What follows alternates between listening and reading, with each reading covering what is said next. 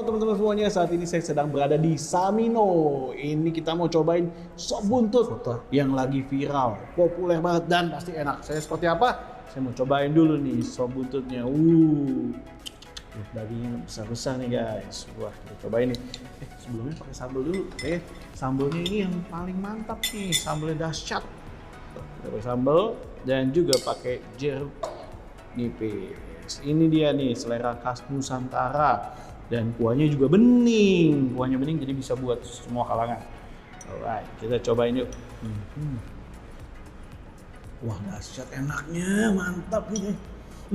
Ini pasti prosesnya mantap nih karena kuahnya nih berasa banget kaldunya dan juga penuh dengan rempah-rempah. Kita juga mau cobain ini daging buntutnya ya. Buat teman-teman yang penyuka buntut. Nah, ini mesti coba ini. Itu aja gede. Lembut banget buntutnya. Lembut dan juga enak. Di lidah itu menyatu. Wah. Ini bikin ketagihan. Oh iya, selain sop buntut ada juga kayak bebek, kemudian juga ada konro, dan juga ayam dan masih banyak lagi. Juga ada goreng-gorengannya kayak gini. Nah, saya penasaran nih abis makan saya mau cari ya pemiliknya, saya mau ngobrol-ngobrol. Simak video berikut ini.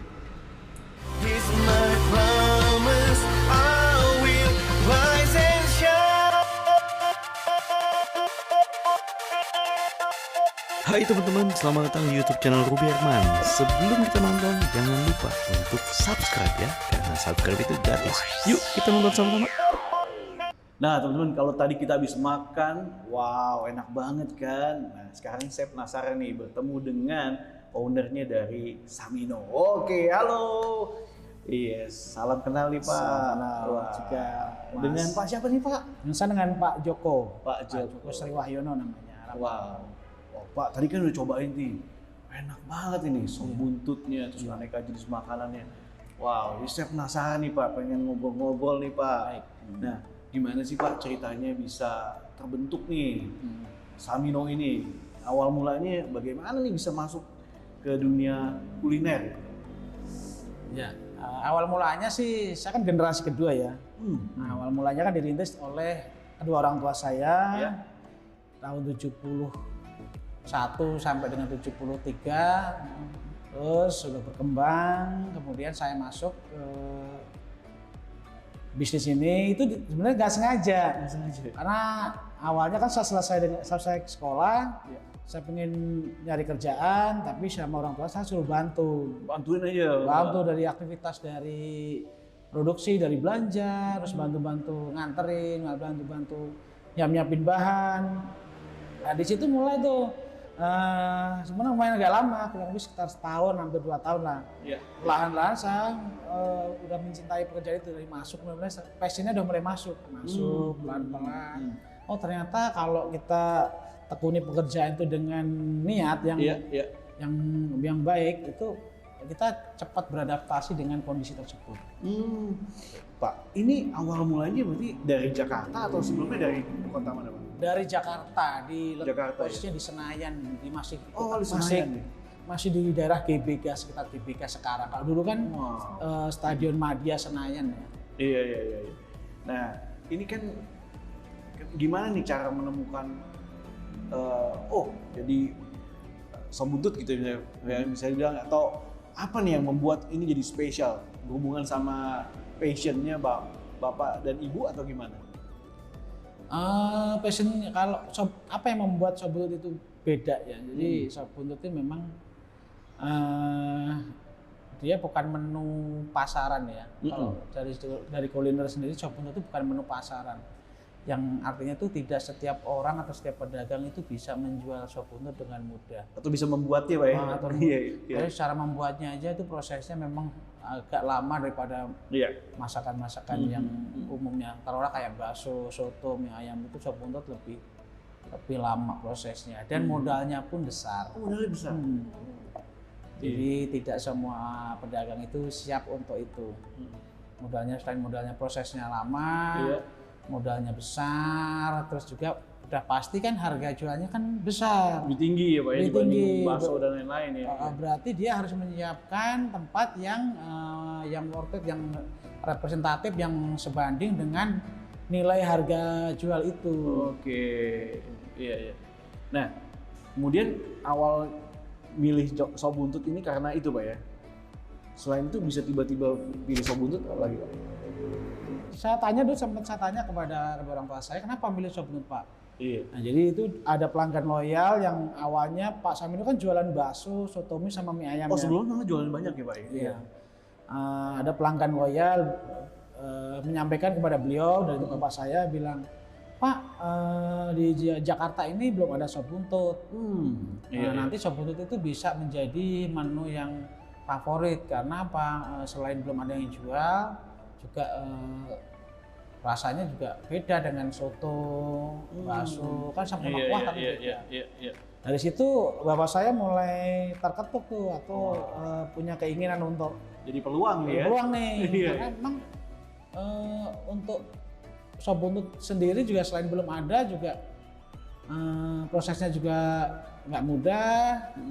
Terus di satu sisi juga belum ada kompetitornya, jadi mulailah bapak saya itu hunting kalau sekarang tuh berburu informasi tentang sop buntut itu baik dari media cetak. Kalau dulu kan belum ada media elektronik seperti sekarang ini, jadi dia nyari referensi ini di buku-buku masakan, terus sama nyari informasi seputar sop buntutnya.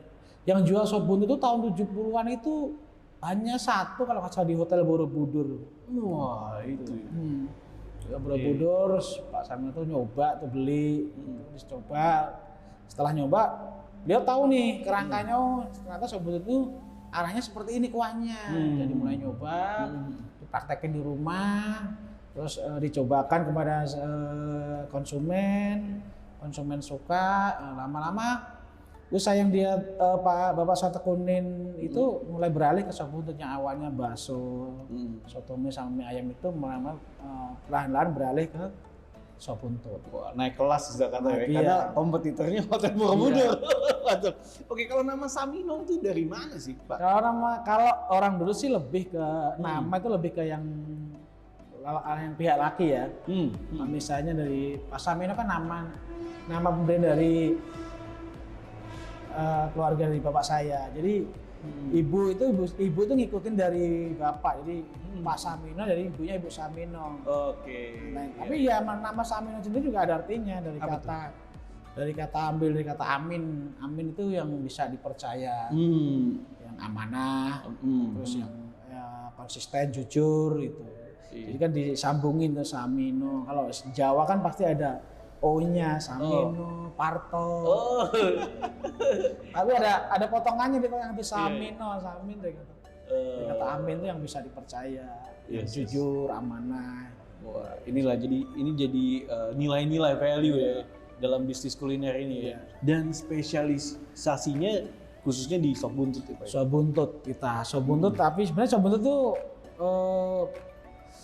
banyak macamnya, cuman kita lebih ke condong kuah yang bening sih. Kuah yang bening ya? Kenapa kuah yang bening? Karena kalau kuah yang bening itu kita bisa konsumsi dari seluruh lapisan umur, golongan umur. Iya. Lalu kalau kita pakai santan atau pakai lemak yang tinggi itu pasti nanti pada saat umur tertentu, misalnya umur 50, orang akan mengurangi atau tidak mengkonsumsi itu. Tapi kalau kita pakai kuah yang bening, kita tetap masih bisa di segala lapisan umur masih berani untuk makan sop buntut itu sendiri.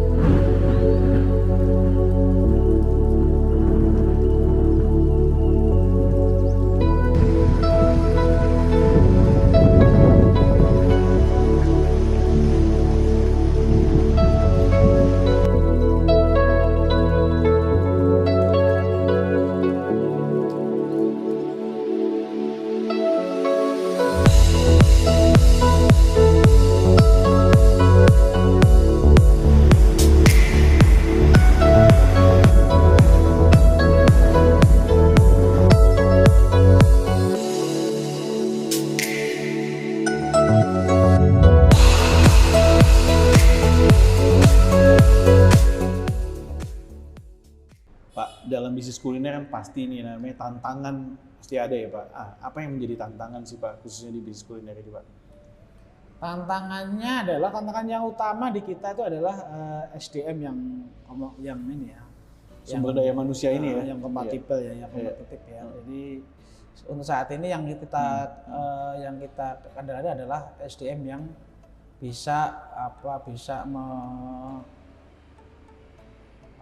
membawahi atau mengakomodir keinginan dari perusahaan.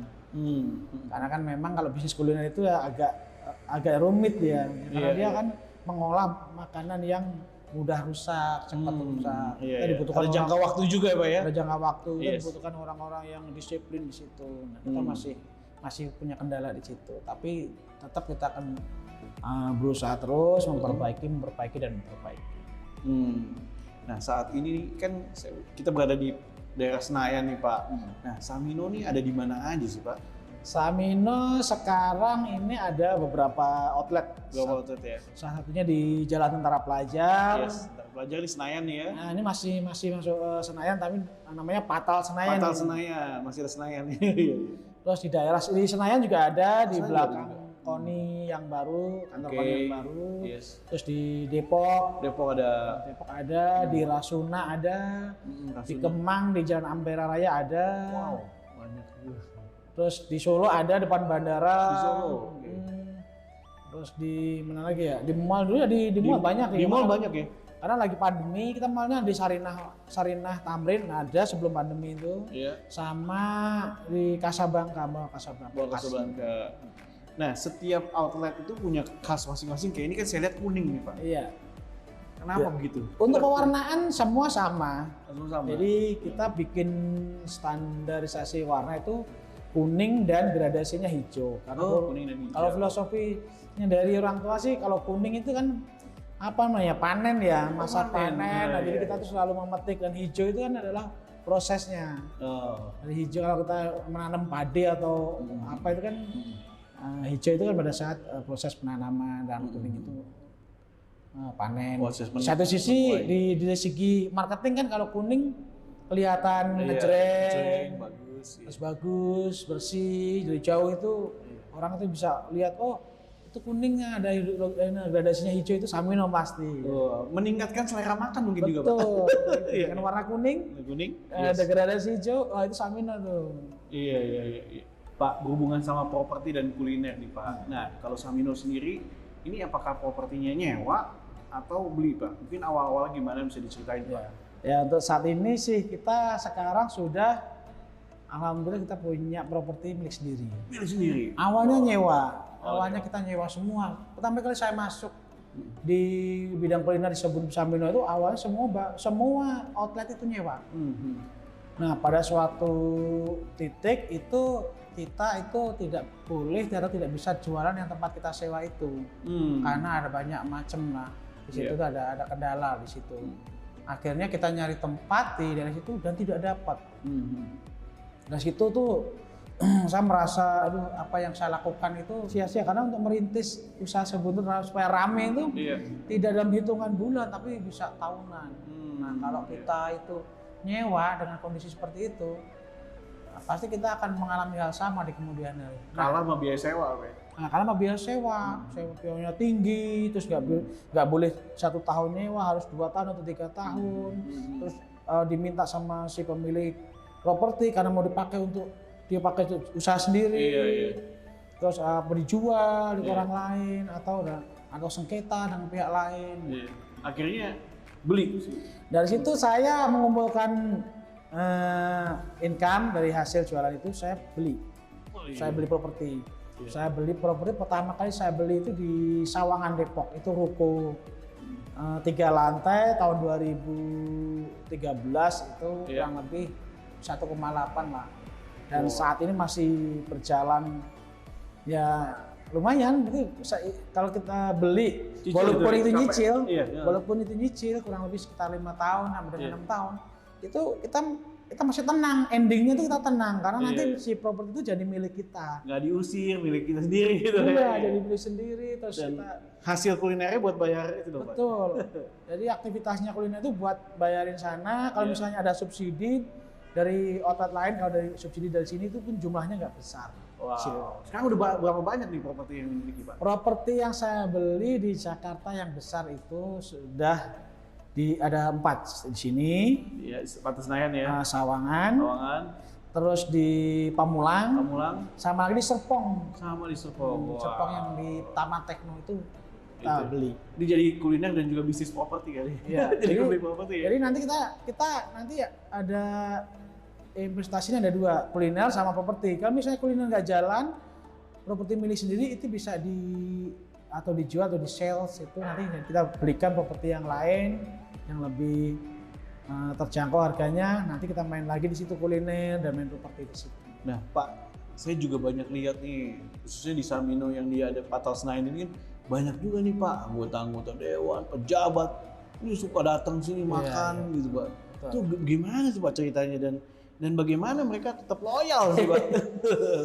Iya, banyak dari pejabat-pejabat dari DPR, MPR, BPK itu sampai saat ini tuh masih tetap jadi pelanggan setia kami. Karena kan kami menerapkan sistemnya good service.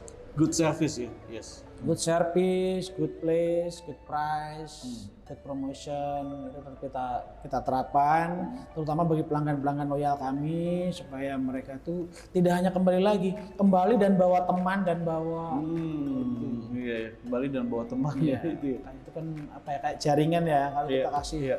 servis yang terbaik, ya pasti dia akan Direkomendasi. Betul, dia akan memberi kesan yang baik, Iya. pasti dia akan bawa teman-teman terbaik mereka pula. Untuk datang sini. Nah, nggak bisa dipungkiri pandemi mungkin ada dampak atau gimana. Nah, tapi pertanyaan saya bagaimana nih Bapak Joko menghadapi pandemi atau COVID-19 ini kan ya? Apa yang dilakukan nih untuk terutama buat konsumen tetap nih untuk nyaman dan juga aman? Iya, tapi memang kita sangat terasa dengan dampak pandemi ini karena memang sebelum pandemi ini kita tuh mainnya lebih ke dine in ya. Dine in ya. Dine in dan online itu.